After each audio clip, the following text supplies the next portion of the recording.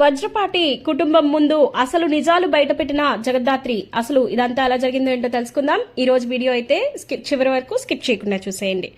ఇక ఇంట్లో వాళ్ళందరూ మాట్లాడుకుంటూ ఉండగా అప్పుడే క్యాటరింగ్ పర్సన్ వస్తాడు.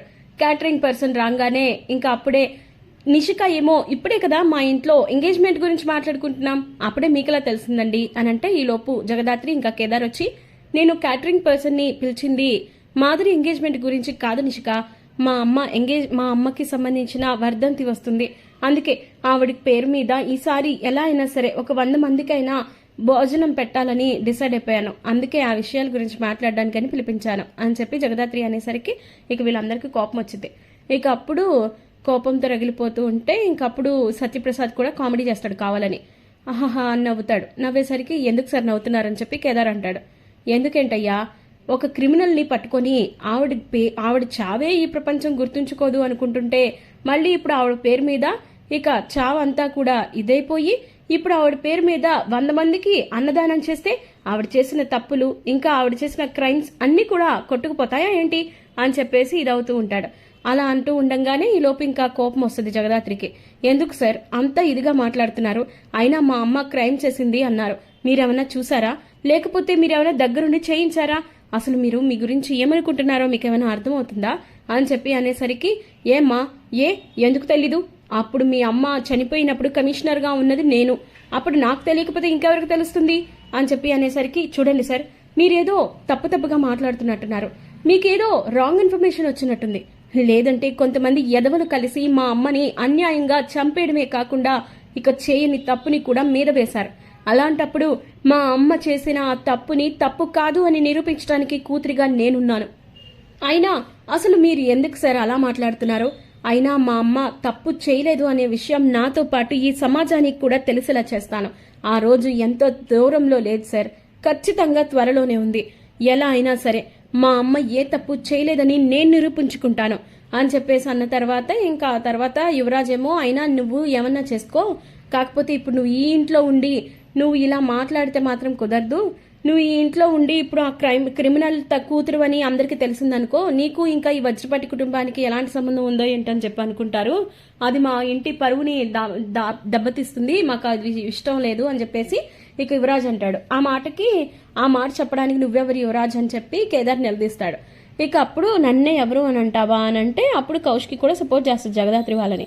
అసలు వాళ్ళ తల్లికి నువ్వు పెట్టుకుంటాను అంటే నీకేంటి సంబంధం, మనకేంటి సంబంధం, మనకి ఏ హక్కు అధికారం లేదు, ఎందుకు మీరు అంతా ఇలా చేస్తున్నారు, ఎందుకు ఇలా మాట్లాడుతున్నారు అని చెప్పి అన్న తర్వాత ఇంకా జగదాత్రి కేదార్ మొత్తం డిస్కషన్ అయిపోయిన తర్వాత వెళ్ళిపోయిన తర్వాత ఇంకప్పుడు అసలుకి నువ్వేంట చూసావు అమ్మి ఎలా ఏంటి మాటలనేసి వెళ్ళిపోతుందో, అసలు అలాంటి పిల్లని ఈ ఇంట్లో మనం ఉంచుకోవడమే చేసిన తప్పు అని చెప్పేసి అలా అంటది వైజయంతి. ఆ మాట అనేసరికి, మరి ఏంటి పిన్ని అసలు మీరు ఏం మాట్లాడుతున్నారో మీకేమైనా అర్థమవుతుందా, కన్న తల్లి ఎవరికైనా తల్లే, అలాంటి తల్లి విషయాల్లో అలా నోటుకొచ్చినట్లు మాట్లాడితే పిచ్చిగా వాగితే ఎలా ఉంటుంది, అసలు కొంచెం కూడా సంస్కారం లేకుండా కొంచెం కూడా మానవత్వం లేకుండా నోటుకొచ్చినట్టు మాట్లాడుతుంటే చూస్తూ ఎవరు ఊరుకుంటారు, మరి జగదాత్రి కాబట్టి ఇంకా అలా చెప్పింది, అదే నేనైతే ఎలా చెప్పేదానో నాకే తెలీదు అని చెప్పేసి ఇంకా కౌశికి కూడా నాకు నచ్చలేదు, మీరు ఇంకా మారరు అని చెప్పేసి వెళ్ళిపోయిన తర్వాత ఇంకా సుధాకర్ కూడా తిడతాడు, మీరు ఇంకా మారరా, అసలు మీరేమనుకుంటున్నారో మీకేమైనా అర్థమవుతుందా, మన ఇంటికి కాబోయే వియ్యంకుడు ముందు ఒకరినొకరు దూషించుకుంటుంటే అసలు ఏం జరుగుతుందో ఏమన్నా అర్థమవుతుందా, రేపొద్దున వాడికి మన మీద ఎలాంటి ఒపీనియన్ ఉంటుందో అర్థమవుతుందా అని చెప్పేసి తిట్టేసి వెళ్ళిపోతాడు. ఇక ఆ తర్వాత జేడీకేడీలుగా ఇంకా ఒక జిమ్కి వస్తారు. జిమ్కి వచ్చి అక్కడ కుమార్ అనే వ్యక్తి ఉంటాడు, అతనితో మాట్లాడి, ఇక నువ్వు మాకు ఫేవర్ చేయాలి, నువ్వు మిమిక్రీ చేస్తావని విన్నాము, నువ్వు మాఫియా డాన్ మీనన్ ఉన్నాడు కదా అతనిలాగా నువ్వు మిమిక్రీ చేయాలి అంటే, అదో ఎంత పని మేడం చేసేద్దాం అని చెప్పి అంటాడు. ఇక ఆ తర్వాత సత్యప్రసాద్ ఏమో ఇంకా మొత్తం తలుచుకుంటూ ఉంటాడు జగదాత్రి మాట్లాడిన మాటలు, కావ్య గురించి, ఆ టైంలో కావ్యకి చేసిన అన్యాయం ఇవన్నీ కూడా తలుచుకొని కొంచెం నర్వస్గా ఫీల్ అవుతూ ఉండగా ఈలోపు ఫోన్ వస్తుంది. ఫోన్ వచ్చేసరికి ఫోన్ ఎత్తంగానే హలో ఎవరు అని అంటే, నేను భాయిని, మీనన్ భాయిని అని చెప్పి అనగానే ఒక్కసారిగా షాక్ అయిపోతాడు. ఈ భాయ్ మీరేంటి భాయ్ ఇన్నాళ్ళ తర్వాత ఫోన్ చేశారు అని అంటే, నేను ఎందుకు ఫోన్ చేశాను అనే విషయం పక్కన పెట్టు, ఈలోపు నాకు రీసెంట్గానే ఒక విషయం తెలిసింది, ఏంటి మనం చంపిన ఆ మర్డర్ చేసిన ఆ కావ్యకు సంబంధించిన ఎవిడెన్స్లు మొత్తం నీ దగ్గరే ఉన్నాయంట కదా, ఫైలు పిచ్చిగా ఉందా ఏంటి, నన్ను ఎప్పుడెప్పుడు ఇరికిద్దామని చెప్పి అది నువ్వు తీసుకెళ్ళిపోయావా ఏంటి అని చెప్పి అనేసరికి ఇంకొకసారిగా సత్యప్రసాద్ అయితే షాక్ అయిపోతాడు.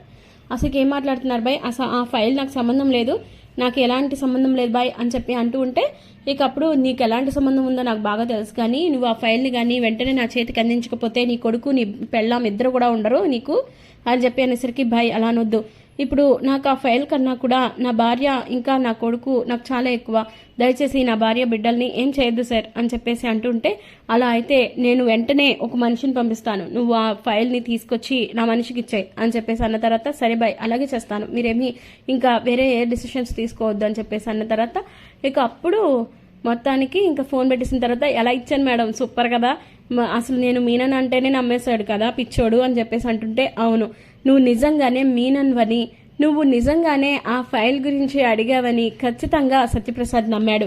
సో ఇప్పుడు మనం వేసిన ఈ ప్లాన్ సూపర్గా వర్కౌట్ అయింది. ఇక మనం అనుకున్నది ఎంతో దూరంలో లేదు, ఖచ్చితంగా అనుకున్నది అనుకున్నట్లుగా చేయొచ్చు అని చెప్పేసి ఇంకా హ్యాపీగా ఫీల్ అవుతుంది జగదాత్రి అయితే. ఇక ఆ తర్వాత ఇప్పుడు మన నెక్స్ట్ ప్లాన్ ఏంటి జగదాత్రి అని చెప్పి అడుగుతాడు ఇంకా కేదార్ అయితే. అడిగిన తర్వాత ఇక అప్పుడు ఏముంది, మన కుమార్నే మీనన్ మనిషిలాగా పంపిస్తున్నాం, పంపించిన తర్వాత ఆ ఫైల్ మన చేతికి వచ్చిన తర్వాత ఉంటుంది, ముందు ఇంట్లో ఆ నిజాలన్నీ బయట పెట్టి మా అమ్మ ఏ తప్పు చేయలేదని మా అమ్మని నానా మాటలు అన్న ఆ కుటుంబంతోనే క్షమించమని అడిగేలా చేసుకోవాలి. అంతేకాదు ఆ కుటుంబం ముందే అన్ని నిజాల్ని కూడా బయట పెట్టి మాధురి జీవితాన్ని కూడా కాపాడాలి అని చెప్పేసి జగదాత్రి చెప్పింది. ఇక అనుకున్నట్లుగానే కుమార్ని పంపించి మీనన్ మనిషిలాగా ఇక సత్యప్రసాద్ దగ్గర నుంచి ఆ ఫైల్ని గెట్టించేస్తాడు. తీసుకున్న తర్వాత ఇంకా ఆ ఫైల్ అయితే జగదాత్రి చేతికి వచ్చేసింది. వచ్చేయంగానే చాలా హ్యాపీగా ఫీల్ అవుతూ ఉంటుంది.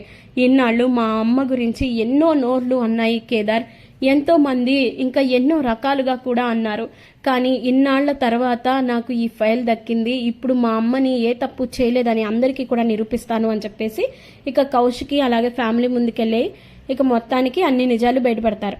పెట్టేసరికి ఇంకా అప్పుడు జగదాత్రి చెప్పిన విషయాలు అలాగే చూపించిన సాక్ష్యాలు అన్నీ చూపించేసరికి ఒక్కసారిగా ఇంకా ఇంట్లో వాళ్ళందరూ షాక్ అయిపోతారు. ఇక సుధాకర్ అయితే వచ్చి థ్యాంక్స్ చెప్తాడు జగదాత్రికి.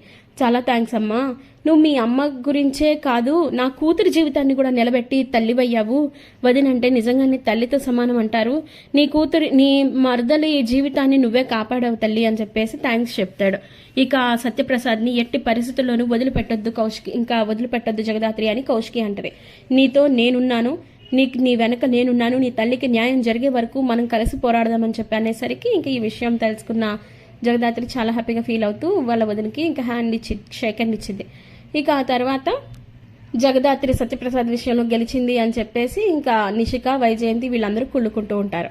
ఇక అలాగే బాధపడుతూ ఉంటారు. ఇక రాబోయే కథలో ఖచ్చితంగా ఇలా జరగాలనుకుంటే ఒక లైక్ చేయండి. మరిన్ని ఇలాంటి ఇంట్రెస్టింగ్ అప్డేట్స్ కోసం subscribe to our channel. And ఈ వీడియో ఎక్స్ప్లెనేషన్ మీకు నచ్చినట్లయితే మీ ఫ్రెండ్స్ అండ్ ఫ్యామిలీస్కి షేర్ చేయండి. Thank you.